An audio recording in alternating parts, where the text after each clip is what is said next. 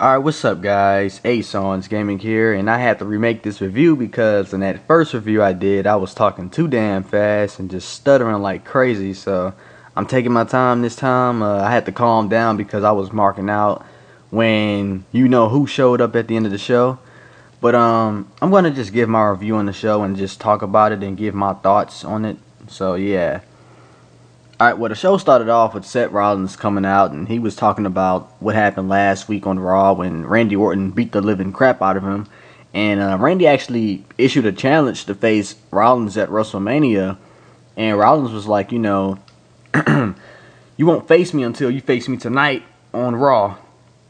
And Orton, of course, accepted the challenge, which led to, the main event. And the first match of the night was AJ Lee with Paige versus Nikki Bella with Brie Bella. And hold on a sec. Alright, drink my Kool-Aid for that one. Alright. Okay.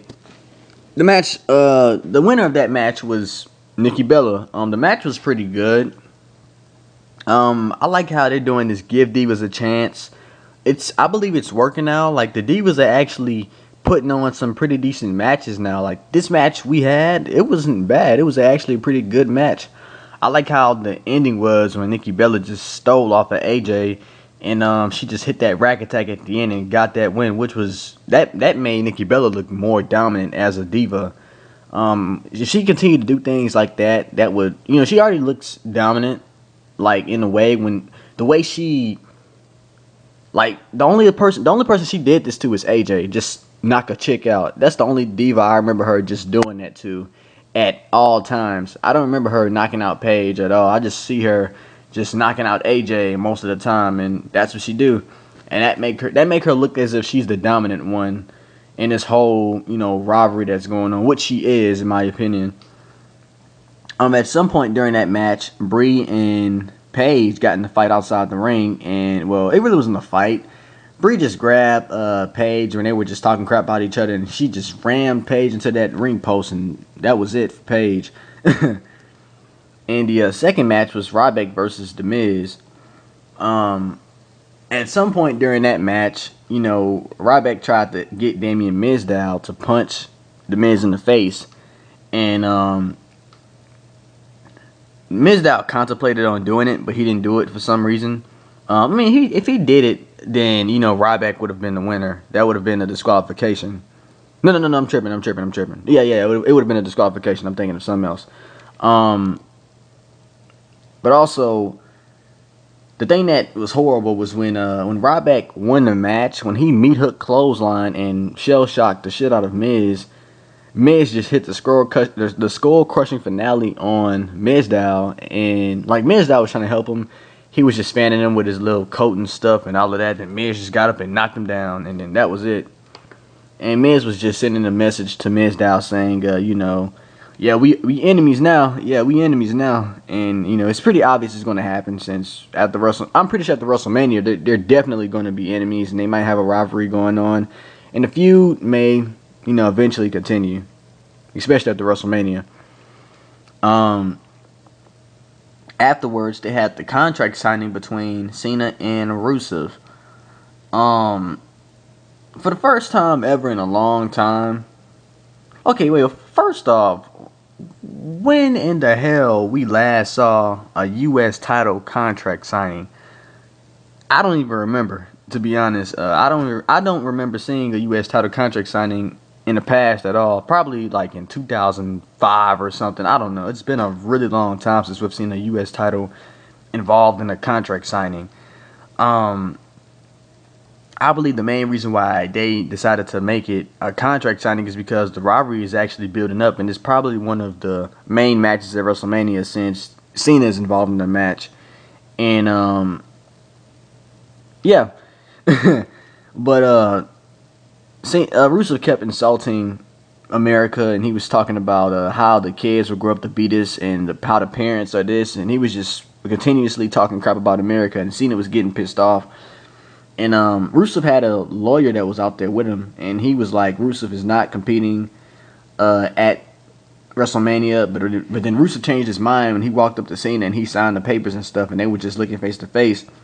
And Rusev flipped the table over and he tried to knock Cena down, And they ran out the ring as quickly as possible, which was, a pretty coward move of Rusev. But, he's a heel. He's supposed to do coward-like things. And, it's Rusev. And the next match is New Day versus Cesaro and Tyson Kidd. I'm going to be honest, guys. I didn't watch this shit. I'm not really into this whole tag team thing they're doing with New Day and Tyson Kidd and Cesaro. I'm not into this at all. I'm just going to let you guys know the winners. Cesaro and Tyson Kidd. I'm not really into this tag team stuff they doing. It's just boring to me. It makes no sense at all. It's just not interesting to me. Maybe it's something I'm not seeing. I don't know. It's just not interesting to me. The whole tag team thing they have with Los Matadores and Cesaro and Tyson Kidd, the Usos, and who else? Some other tag team I'm probably missing, and more Kool-Aid. Alright, okay. After that, Brock Lesnar he had a promo, and he was talking about how he's here to hurt people and conquer them. And he says WrestleMania means he kicks someone's ass on the big stage and he gets paid to do it. He says he doesn't care about the people who he upsets, and, beating Undertaker, it was all, he took in all that pride. He didn't care how many people he upsetted last year when he beat The Undertaker. And he simply said at WrestleMania he's going to beat he's going to beat the shit out of Roman Reigns. So, yeah. That match is they're building fuel up to that match as the weeks pass by. But my biggest fear with this whole Roman Reigns versus Brock Lesnar is I hope this match don't be crappy. This match better be good, because the fans were so upset when Roman won that Rumble, and they were just booing the shit out of him. I didn't want him to win, honestly. I wanted Bryan to win, but if Roman going to go on to face Brock Lesnar, he better at least deliver an A+ match, just so the fans could be like, okay, he won the Rumble, he got his ass booed, but he delivered a great ass match at Mania. And another match, well, this really wasn't a match, this was just a straight up torture, straight up ass whooping. Big Show versus Eric Rowan. The match didn't even start. When I looked up at my screen, Big Show just knocked out Eric Rowan.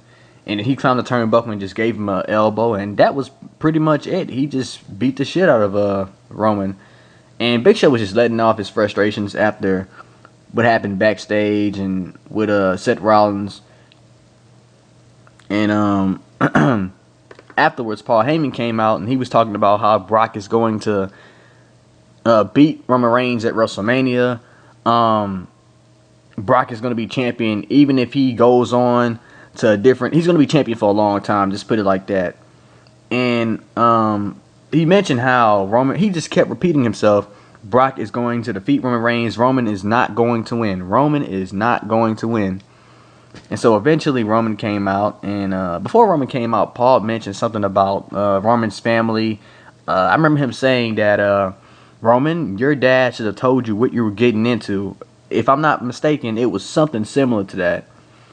And then Roman came out, and Roman was basically saying, Paul, I respect you and all, but you're not my target. Lesnar is my target. And Roman's saying that, he ain't worried about nothing else except Lesnar. That's the guy he's going after. He's saying, fuck all them other stuff you're talking about. It's all about Lesnar. I'm worried about him. He the guy I want to fight, and he's the guy I want to face. So, yeah.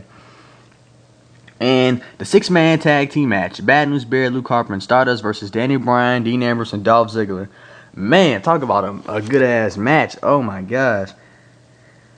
The thing is, I didn't watch the beginning of it. It started getting good as it got to the end. I looked back at my screen, and I think Bad News Bear knocked Bryan off the apron. I'm not sure if it was him or Stardust. It was one of them that knocked Bryan off the apron.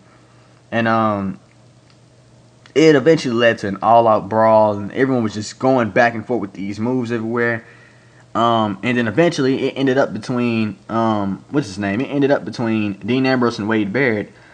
Bad News Barrett tried to hit the bullhammer on Dean Ambrose, but then he reversed it and hit a Dirty Deeds, and that was nice.